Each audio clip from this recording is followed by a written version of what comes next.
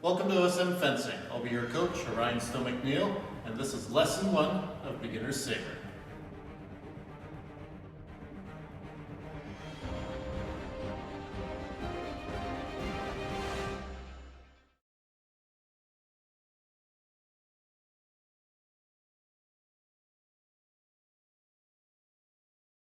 The first thing we're going to look at is our on-guard position. It's the position from which we start all our actions. First thing you're going to do is identify your dominant side. So if you're right-handed, it's your right foot. If you're left-handed, it's your left foot. Take that dominant foot, make sure it's pointing directly out ahead of you, and your back foot should be pointing right out to the side. Make sure you're standing up nice and tall.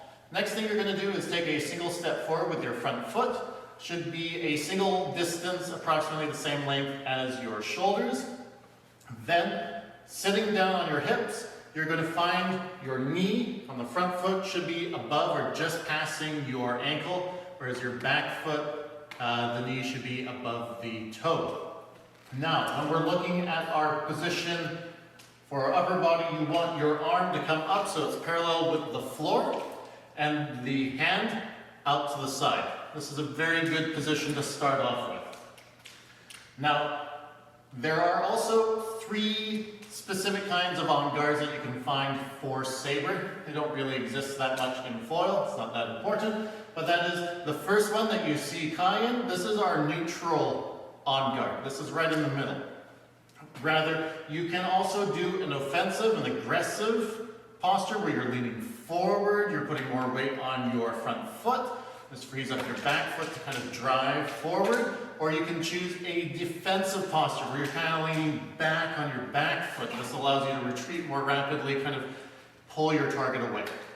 So these are our 3 on-guards that we start with. Now that we have our on-guard, let's talk about movement. We have the same movement that we do in foil and épée, and that is an advance and a retreat. We're linear, just like them.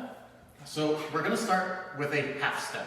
Half step is where only one foot is moving. We're going to start that with our advance. So when you do your half step, it's just going to be your heel that's going to touch.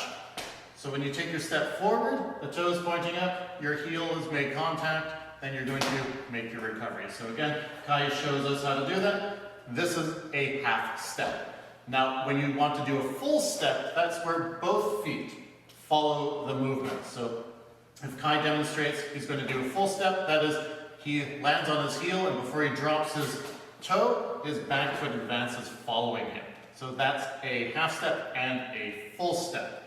Now let's look at the retreat. You can do the half step the same way, just like foil and épée. When you do your half step retreat, you're going to start by landing on your toe. Your heel doesn't drop. And you recover it forward. This is the half step. It's just one foot moving.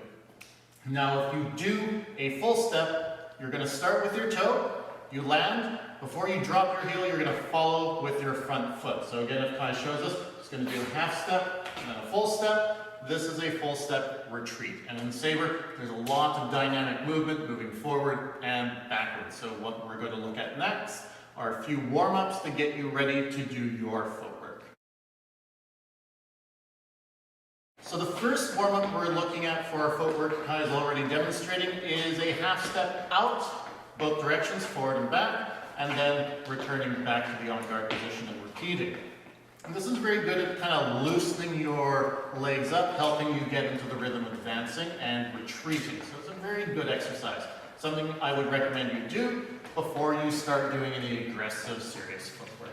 The next one is going to be more of a rolling action. So you're rolling on your front foot, your heel, and you're rolling on your toe. This helps you kind of figure out which points are making contact first, because when you are moving in Sabre, you can move very aggressively, very fast. And it's very important that you have the contact in the right order. You don't want to be relying too much on your toe, on your front foot. It should really just be your heel.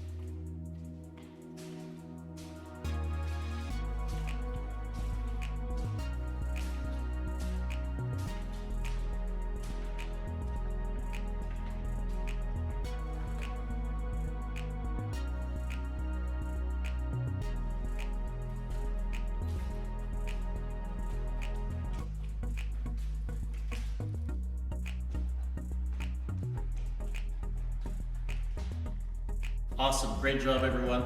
Just a reminder, there is an annex to this lesson. Be sure to check it out, it'll help explain everything in greater detail.